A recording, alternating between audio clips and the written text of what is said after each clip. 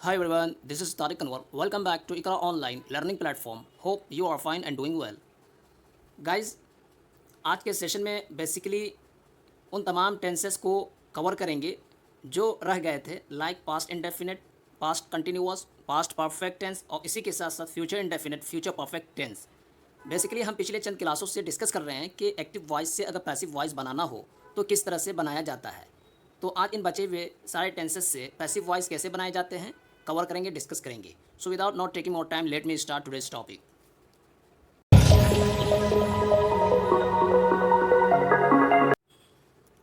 Past indefinite tense. In the passive voice of this tense, we use was or were according to subject with third form of verb.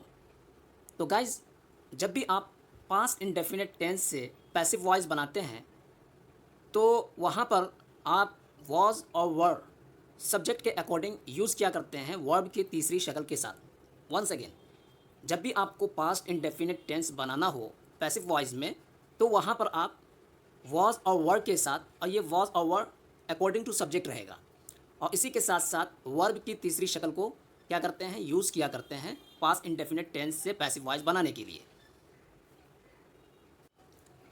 तो guys, यहाँ पर formula को मैंने mention किया है ताकि easily आपके माइंड में ये बात रह सके कि अगर पास्ट इंडेफिनिट टेंस से पैसिव वॉइस बनाना हो तो कैसे बनाया जाए। तो सबसे पहले सब्जेक्ट यूज़ करते हैं, फिर उसके बाद जो हेल्पिंग वर्ब होता है was और were अकॉर्डिंग टू सब्जेक्ट वो आएगा, फिर उसके बाद वर्ब का third form V3, subject plus was और were प्लस V3। तो गाइज, अब हम इस फॉर्मूला को एग्जाम्पल से देखते हैं। यहाँ पर दो कॉलम को मेंशन किया गया है। फर्स्ट कॉलम में एक्टिव वॉइस रिलेटेड सेंटेंसेस को मेंशन किया गया है और सेकंड कॉलम में पैसिव वॉइस रिलेटेड सेंटेंसेस को मैंने जिक्र किया है। So first sentence is he wrote a letter, कि उसने एक लेटर को लिखा। तो गाइस, ये एक्टिव वॉइस है। जब हम इसका पैसिव वॉइस बनाते हैं तो इस तरह से कहा जाता है, a letter was written by him. तो इस सेंटेंस में सब्जेक्ट अ लेटर ये सब्जेक्ट हो गया, फिर उसके बाद हमने हेल्पिंग वर्ब वॉज को यूज़ किया अकॉर्डिंग टू सब्जेक्ट, और रिटेन जो कि ये क्या है, वर्ब का थर्ड फॉर्म है, तो ये हो गया passive voice. A letter was written by him, तो मतलब ये हुआ कि उनके द्वारा एक लेटर लिखा गया। And the next, you didn't finish the work, कि आपने काम को कंप्लीट यानी कि मुकम्मल नहीं किया। तो जब इसका हम पैसिव वॉइस बनाते हैं तो इस तरह से कहा जाता है, the work was not finished by you, कि काम को आपके द्वारा मुकम्मल नहीं किया गया। द वर्क ये सब्जेक्ट हो गया, वॉज नॉट ये क्या हो गया, helping verb according to subject, finished ये वर्ब का थर्ड फॉर्म हो गया। So this is passive voice, the work was not finished by you.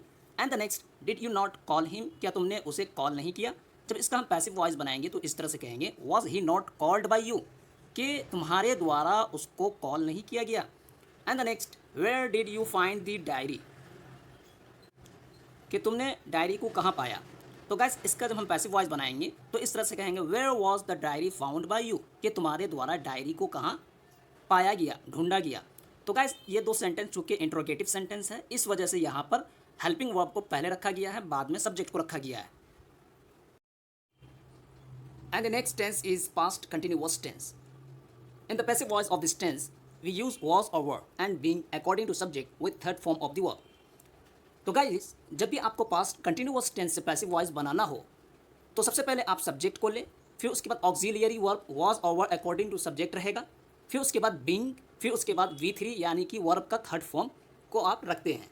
तो इसी बात को यहाँ मेंशन किया है कि इस टेंस के पैसिव वॉइस में हम यूज़ क्या करते हैं, was और were को अकॉर्डिंग टू सब्जेक्ट, फिर उसके बाद हम being को रखते हैं, फिर उसके बाद हम V3 लगा देते हैं, जिससे पास्ट कंटिन्यूअस टेंस से पैसिव वॉइस बन जाया करता है। तो गाइस, इसके याद रखने का फॉर्मूला ये है कि सब्जेक्ट प्लस was और were plus being plus V3, यानी जब भी आपको पास्ट कंटिन्यूअस टेंस से पैसिव वॉइस बनाना हो या किसी को बतलाना हो कि किस तरह से बनाया जाता है, तो ये फॉर्मूला है सब्जेक्ट प्लस was और were plus being plus V3। तो गाइस, अब हम कुछ एग्जांपल ले लेते हैं ताकि फॉर्मूला को और पास्ट कंटिन्यूअस टेंस से पैसिव वॉइस बनाना समझ में आ जाए और इजी हो जाए। सो first sentence is I was eating mangoes, कि मैं आम खा रहा था। जब इसका हम पैसिव वॉइस बनाएंगे तो इस तरह से कहेंगे, mangoes were being eaten by me, कि हमारा द्वारा यानी कि मेरे द्वारा आम को क्या है, खाया जा रहा था। तो गाइस, यहाँ पर मैंगोज ये सब्जेक्ट है, इसी के अकॉर्डिंग वर यानी जो कि हेल्पिंग वर्ब है यूज़ किया गया है, फिर उसके बाद बीइंग है, फिर उसके बाद V3 इट एट ईटन, फिर उसके बाद बाई मी। तो ये हो गया passive voice. And the next, she was not reading a novel, कि वो नॉवेल को रीड नहीं कर रही थी। ये एक्टिव वॉइस में पास्ट कंटिन्यूअस टेंस है। जब इसका पैसिव वॉइस बनाना हो तो इस तरह से हम बनाया करते हैं, a novel was not being red by her, कि एक नॉवल को उसके द्वारा रीड नहीं किया जा रहा था। तो गाइस यहाँ पर अ नॉवल ये सब्जेक्ट है, वॉज नॉट ये आपको हेल्पिंग वर्ब है, बीइंग ये हम यूज़ किया करते हैं जब पास्ट कंटिन्यूअस टेंस का पैसिव वॉइस बनाना हो, और रेड ये क्या है, V3 है। And the next, was he calling you, क्या वो तुम्हें कॉल कर रहा था। तो गाइस ये जो है इंट्रोगेटिव सेंटेंस है। जब इसका हम पैसिव वॉइस बनाते हैं तो इस तरह से बनाते हैं, were you being called by him, कि तुमको कॉल किया जा रहा था उसके द्वारा। तो यहाँ पर क्या है, वर जो कि हेल्पिंग वर्ब है, इंट्रोगेटिव सेंटेंस है, इस वजह से यहाँ पर वर हेल्पिंग वर्ब को पहले लाया गया है, फिर उसके बाद सब्जेक्ट है, फिर उसके बाद बीइंग है, फिर कॉल्ड जो कि V3 है। And the next, why were you wasting your time, तुम अपना टाइम या वक्त क्यों ज़ाय कर रहे थे। तो गाइस ये भी इंट्रोगेटिव सेंटेंस है। जब इसका हम पैसिव वॉइस बनाते हैं तो इस तरह से कहते हैं, why was your time being wasted by you, कि तुम्हारे वक्त को तुम्हारे द्वारा क्यों वेस्ट किया जा रहा था। तो गाइज यहाँ पर भी आप देख सकते हैं कि वॉज जो कि हेल्पिंग वर्ब है, इंट्रोगेटिव सेंटेंस होने की वजह से इसे पहले लाया गया है, योर टाइम सब्जेक्ट, फिर उसके बाद बीइंग, फिर उसके बाद वेस्टेड V3। तो गाइज ये था पास्ट कंटिन्यूअस टेंस से पैसिव वॉइस बनाने के रिगार्डिंग कुछ सेंटेंसेस, ताकि आपको इजीली समझ आ जाए।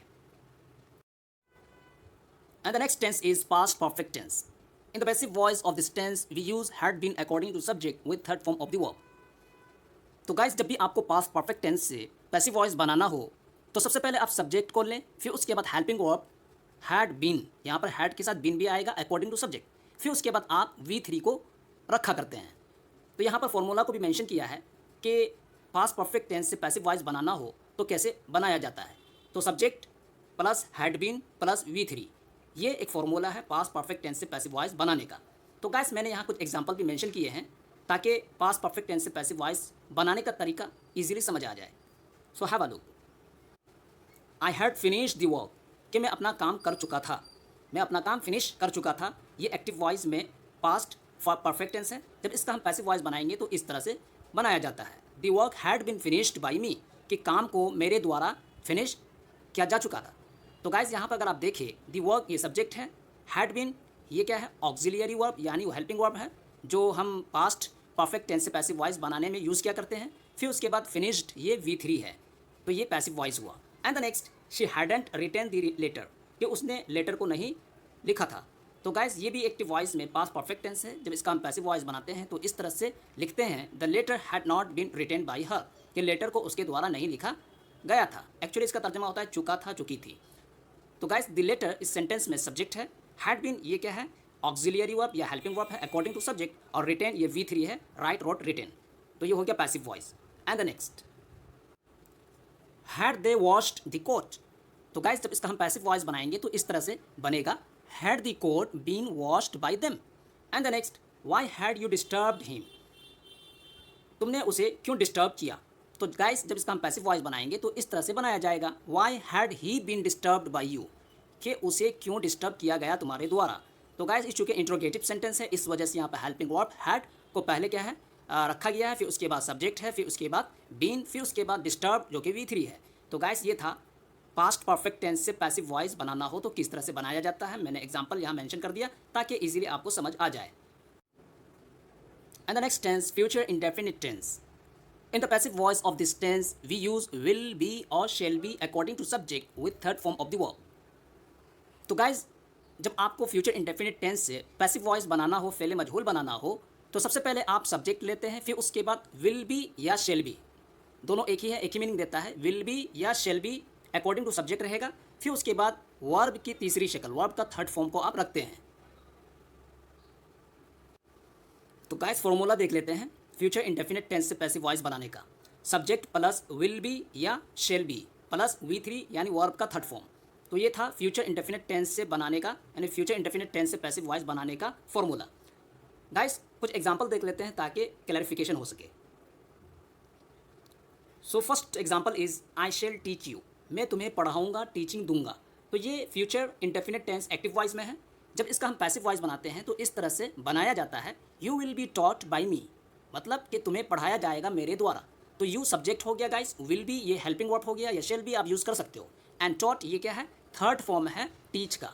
तो you will be taught by me, this is passive voice. And the next, you will not help me, तुम मेरी मदद नहीं करोगे, ये एक्टिव वॉइस में है। जब इसका हम पैसिव वॉइस बनाते हैं तो इस तरह से बोलते हैं, I shall not be helped by you, कि मेरी मदद नहीं की जाएगी तुम्हारे द्वारा। तो आई सब्जेक्ट, शेल बी ये हो गया ऑक्सिलियरी वर्ब यानी helping verb, according to subject. Helped ये क्या है, थर्ड फॉर्म है हेल्प का, तो I shall not be helped by you, this is passive voice. And the next, will you call me again, क्या तुम मुझे दोबारा कॉल करोगे। तो गाइस जब इसका पैसिव वॉइस बनाना हो तो इस तरह से हम बनाएंगे, shall I be called again by you, क्या मुझे तुम्हारे द्वारा दोबारा कॉल किया जाएगा। तो गाइस ये चूंकि इंट्रोगेटिव सेंटेंस है, इस वजह से ऑक्सिलियरी यानी कि हेल्पिंग वर्ब को पहले लेते आया गया है शेल, फिर उसके बाद सब्जेक्ट, फिर उसके बाद बी, फिर उसके बाद V3 को यूज़ किया गया है। And the next sentence, why will she pay the bill, वो क्यों बिल पे करेगी। तो गाइस जब इसका पैसिव वॉइस बनाना हो तो इस तरह से बनाएंगे, why shall the bill be paid by her, कि बिल को उसके द्वारा क्यों पे किया जाएगा। तो ये भी इंट्रोगेटिव सेंटेंस है, यहाँ पर भी शेल जो कि क्या है हेल्पिंग वर्ब है उसको पहले रखा गया है, द बिल सब्जेक्ट, बी ये हम यूज़ करते हैं प्रेजेंट इंडेफिनिट टेंस से पैसिव वॉइस बनाने के समय, पेड ये क्या है V3 है। And the next tense, future perfect tense. In the passive voice of this tense, we use will have been or shall have been according to subject with third form of the verb. तो guys future perfect tense से passive voice बनाना हो तो सबसे पहले आप subject को रखते हैं, फिर उसके बाद will have been या shall have been को आप रखते हैं according to subject, फिर उसके बाद V3 यानी verb की तीसरी शक्ल को आप क्या है पुट अप करते हैं। तो guys जब भी आपको फ्यूचर इंडेफिनिट टेंस से फ्यूचर परफेक्ट टेंस से पैसिव वॉइस बनाना हो तो ये फॉर्मूला माइंड में रखें, सब्जेक्ट प्लस विल या shall have been plus V3, once again subject plus will have been या shall have been plus V3 यानी वी का थर्ड फॉर्म यानी वर्ब का तीसरा फॉर्म। तो इससे क्या है फ्यूचर परफेक्ट टेंस से पैसिव वॉइस बन जाया करेगा। तो गाइस अब एग्जांपल देख लेते हैं इससे related. First example is, he will have called you, he will have called you, वो तुम्हें कॉल कर चुका होगा। तो गाइस जब इसका हम पैसिव वॉइस बनाते हैं तो इस तरह से कहते हैं, you will have been called by him, कि उनके द्वारा तुम्हें कॉल किया जा चुका होगा। तो गाइस इस सेंटेंस में यू सब्जेक्ट है, विल हैव बीन ये हो गया आपको पूरा ऑक्सिलियरी वर्ब या हेल्पिंग वर्ब, फिर उसके बाद V3 कॉल का थर्ड फॉर्म है कॉल्ड, तो ये हो गया passive voice. And the next, Razia will not have done this work, कि रजिया ये काम नहीं कर चुकी होगी। तो गाइस जब इसका हम पैसिव वॉइस बनाते हैं तो इस तरह से बनाते हैं, this work will not have been done by Razia, कि इस काम को रजिया के द्वारा नहीं किया जा चुका होगा। तो गाइस ये पैसिव वॉइस में है, दिस वर्क सब्जेक्ट है, will have been, will not have been ये हो गया हेल्पिंग वर्ब, डन ये V3 है, तो ये हो गया passive voice. And the next, will she have संग अ सॉन्ग, क्या वो गाना गा चुकी होगी। तो गाइस ये इंट्रोगेटिव सेंटेंस है, जब इसका हम पैसिव वॉइस बनाते हैं तो इस तरह से लिखते हैं, will a song have been sung by her. तो गाइस ये इंट्रोगेटिव सेंटेंस होने की वजह से हेल्पिंग वर्ब को पहले रखा गया है, फिर उसके बाद अ सॉन्ग सब्जेक्ट है, हैव बीन ये हम प्रेजेंट ये फ्यूचर परफेक्ट टेंस से पैसिव वॉइस बनाने में यूज़ क्या करते हैं, संग ये थर्ड फॉर्म है सिंग का। And the next, who will have broken the chair, किसने कुर्सी को तोड़ा होगा।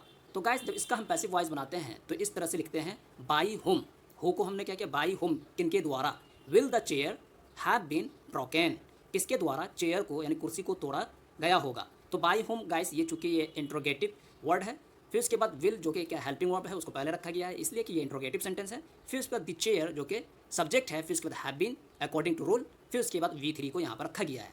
तो गाइस ये था फ्यूचर परफेक्ट टेंस से पैसिव वॉइस बनाने की रिगार्डिंग कुछ एग्जाम्पल। इसके अलावा आप हज़ारों एग्जाम्पल बना सकते हैं अपने प्रैक्टिस के लिए। तो गाइस आज के सेशन में हमने एक्टिव वॉइस से पैसिव वॉइस बनाने के जितने भी टेंसेस हो सकते थे उन तमाम को डिस्कस किया, कंप्लीट किया। नेक्स्ट वीडियो में हम न्यू टॉपिक के साथ फिर मिलेंगे, तब तक के लिए टेक केयर। वीडियो को लाइक शेयर और सब्सक्राइब करें। Thank you very much, bye bye.